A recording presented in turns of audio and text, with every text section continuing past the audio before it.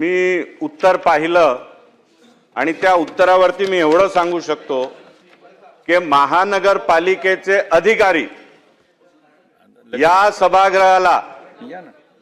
सभागृहामध्ये विचारलेले प्रश्नांना या सभागृहामध्ये सन्माननीय मंत्री महोदयांनी दिलेले आदेशांना वेठीस धरतात, खूप कॅज्युअली घेतात आणि त्याचं उत्कृष्ट उदाहरण हा विस्तृत उत्तर आहे।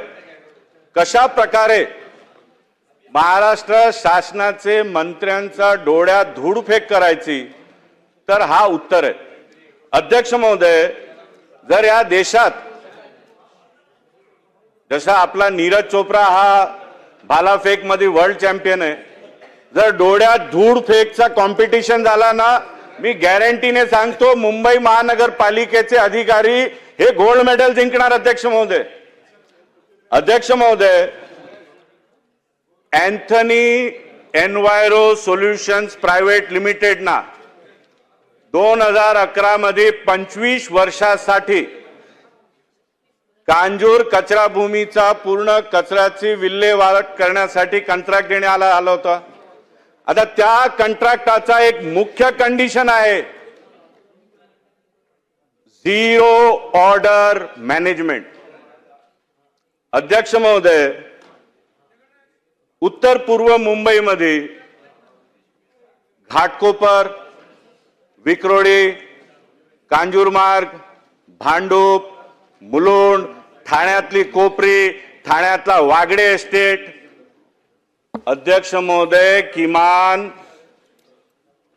15 लाख नागरिकांना दररोज रात्री संध्याकाळी 7 वाजले की सकाळी 7 वाजतापर्यंत जो वारा भेटतो, जो ऑक्सिजन भेटतो श्वास घ्यायला, तो ऑक्सिजन दुर्गंधी असतो, सातत्याने वास सुटते।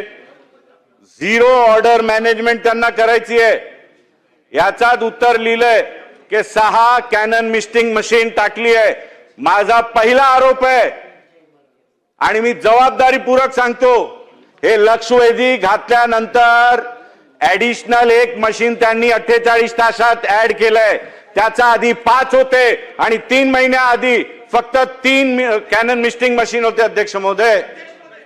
अध्यक्ष महोदय, हे कंत्राट कशा प्रकारे शासकांना वर्षानुवर्ष कोटी रुपये पोचण्यासाठी डिझाईन करण्यात आला होता।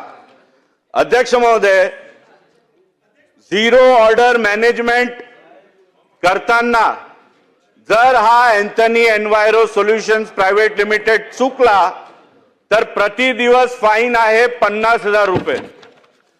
आता अध्यक्ष महोदय, गणित बघा, झिरो ऑर्डर मॅनेजमेंट राबवण्यासाठी त्याला दिवसाचा खर्च आहे 5 लाख रुपये। अध्यक्ष महोदय, 5 लाख रुपये खर्च कोण करणार जर 50,000 रुपये फाईन मध्ये त्याची जान सुटत असणार तर? अध्यक्ष महोदय, आणि हे कट कारस्थान सर्व महानगरपालिकेच्या अधिकाऱ्यांनी केलेलं। अध्यक्ष महोदय, ऑडिट होत नाही कारण महानगरपालिकेचे अधिकारी तिकडे राहत नाही। उत्तर पूर्व मुंबईमध्ये राहणारे पण मुंबईकर आहेत, कोट्यावधी रुपये टॅक्स भरतात महानगरपालिकेला, 3-3, 4-4 कोटीचे फ्लॅट घेतात। अध्यक्ष महोदय, आणि भेटते काय त्यांना? दुर्गंधी, वास। भारतरत्न डॉक्टर बाबासाहेब आंबेडकरांनी जे आपल्याला संविधान दिलंय त्याचात एक प्रमुख भाग आहे राईट टू लिव्ह। माझा थेट आरोप आहे, आमचे सर्व उपनगरचे मुंबईकरांचा राईट टू लिव्हचा व्हायोलेशन हे महानगरपालिका करते। अध्यक्ष महोदय, यांना काही फरक पडत नाही। अध्यक्ष महोदय, मंत्री महोदय बसलेत, या विभागाच्या अधिकाऱ्यांना कन्नमर नगर मध्ये राहण्यासाठी 15 दिवस पाठवा, फ्लॅटची व्यवस्था मी करतो। 15 मिनिट राहू नाही शकणार। अध्यक्ष महोदय, 50,000 रुपये फाईन, तेही महिन्याला 8-10 दिवस लावतात। आपण जर पूर्ण कॅल्क्युलेशन केलं अध्यक्ष महोदय, झिरो ऑर्डर मॅनेजमेंट साठी 25 वर्षात हे 50,000 रुपये फाईन घेऊन 330 कोटी रुपयाचा थेट फायदा हा कॉन्ट्रॅक्टर करतोय।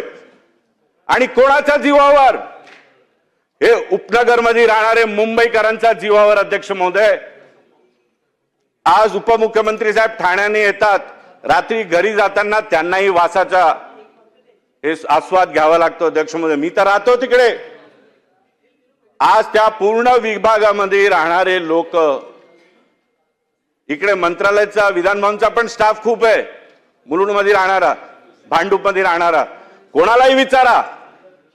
जर 15-16 लाख मुंबईकरांना हा दुर्गंधाचा वासाचा त्रास आहे आणि महानगरपालिकाचे अधिकारी हे उत्तर देत आहेत, आणि मी थेट म्हणतो या सभागृहाला, मंत्री महोदयाला महानगरपालिकाचे अधिकारी सिरियसली नाही घेतात.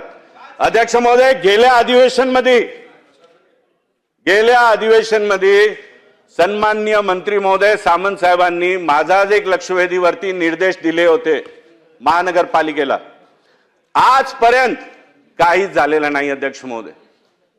अध्यक्ष महोदय, माझं दुसरं म्हणणं आहे, हे कंत्राट कधी देण्यात आला होता?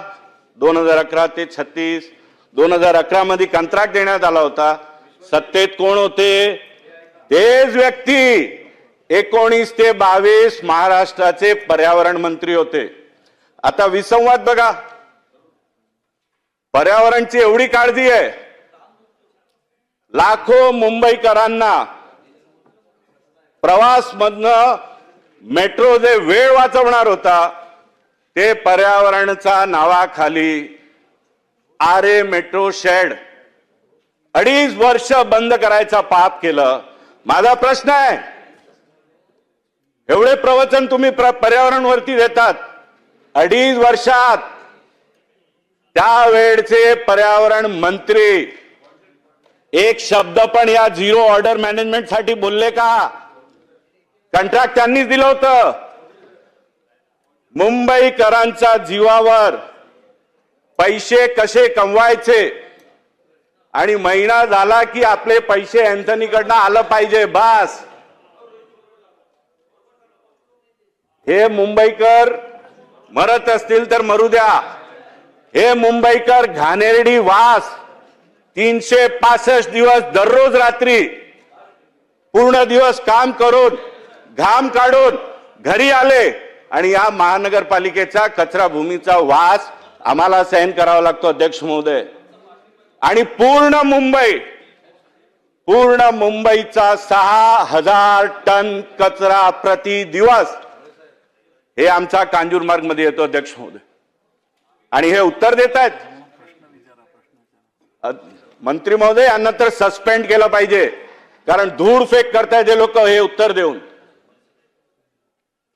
अध्यक्ष महोदय, माझा थेट प्रश्न आहे, 16 लाख मुंबईकरांना दररोज रात्री हा वास सहन करावा लागतो. एक मी साधा गणित मांडला की 50,000 रुपये प्रति दिवस फाईन, तेही महिन्याला 8-10 दिवस लावतात. कॉस्ट काय अध्यक्ष महोदय? 5 लाख रुपये. सदस्य प्रश्न विचार. अध्यक्ष महोदय, मुंबईचा खूप महत्वाचा प्रश्न आहे. पर्यावरण मंत्री जे 19 ते 22 पर्यावरण मंत्री होते ना, उत्तर देतात, त्यांनाही संलग्न प्रश्न आहे अध्यक्ष महोदय.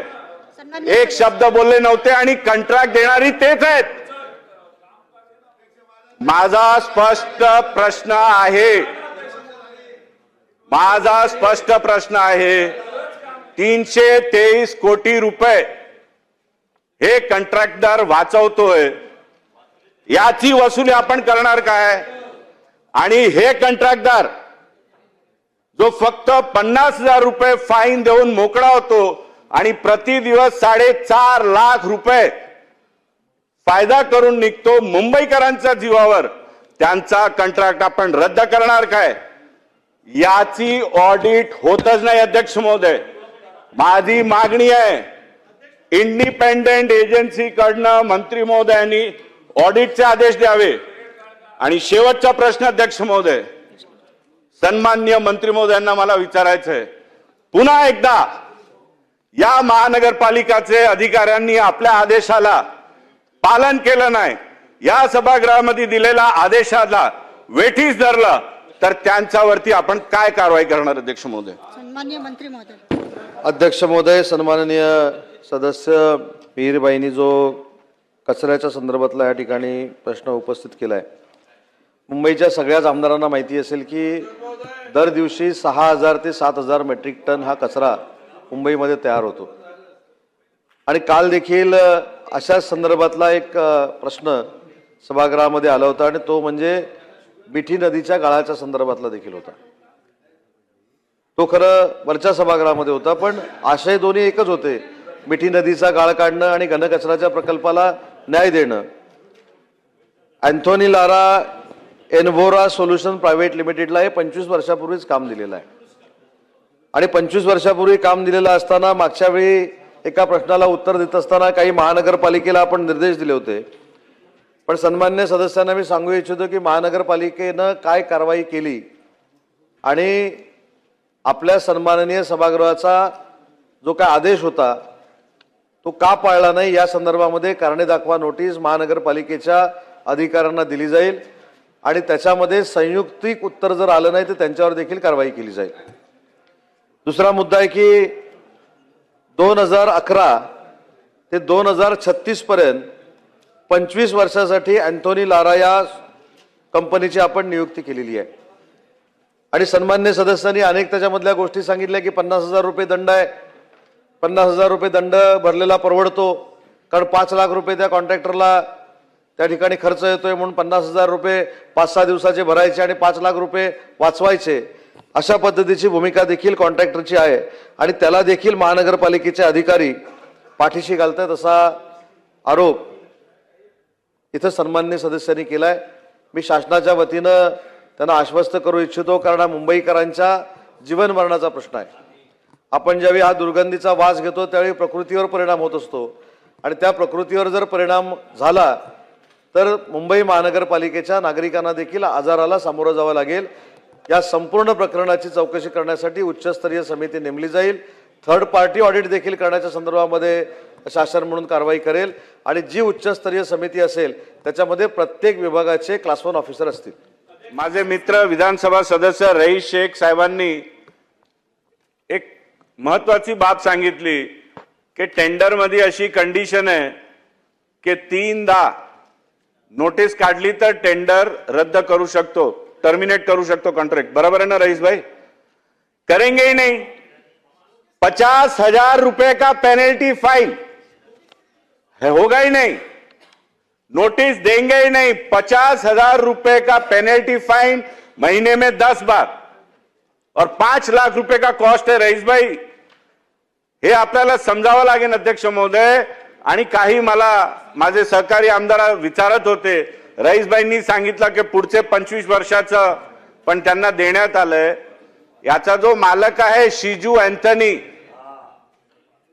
तो ज्यावेळी महानगरपालिकेचा मुख्यालयामध्ये येतो ना अध्यक्ष महोदय, तर साधारणपणे तिकडे येणारे सर्व नागरिकांना रजिस्टर मध्ये एंट्री करावी लागते, त्यासाठी वेगळा एक द्वार आहे. पण शिजू अँथनी कुठनं येतो?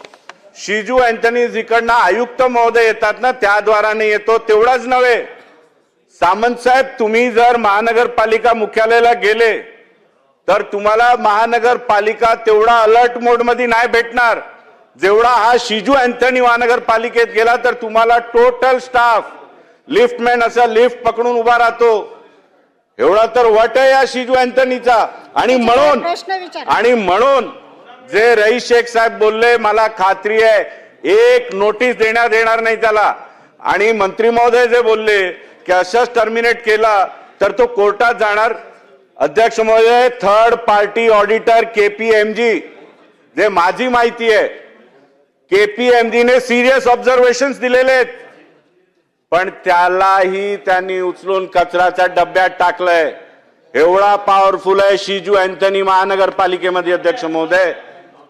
आणि म्हणून माझी मागणी आहे की टाइम बाउंड 1 महिन्याच्या आतमध्ये तुम्ही जे कमिटी चौकशीची साठी रचणार त्याच्यात मुंबईचे आमदारांनाही बोलवा, आमचेही सजेशन आणि ऑब्झर्वेशन्स घ्या.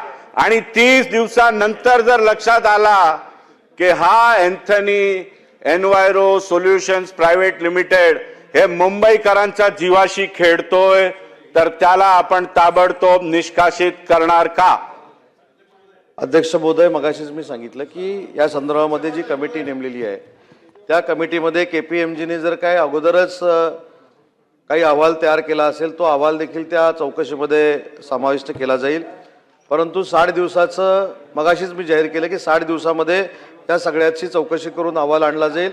त्याच्यामध्ये जे काय असेल ते कारवाई केली जाईल. पण आता माझी उत्सुकता शेलार साहेब एवढी वाढलेली आहे की मला या अँथनी गॉन्सर्व्हिसला बघायचंच आहे कोण आहे तो. त्याच्यामुळं त्याला पाठीशी घालण्याचा काही संबंधच येत नाही.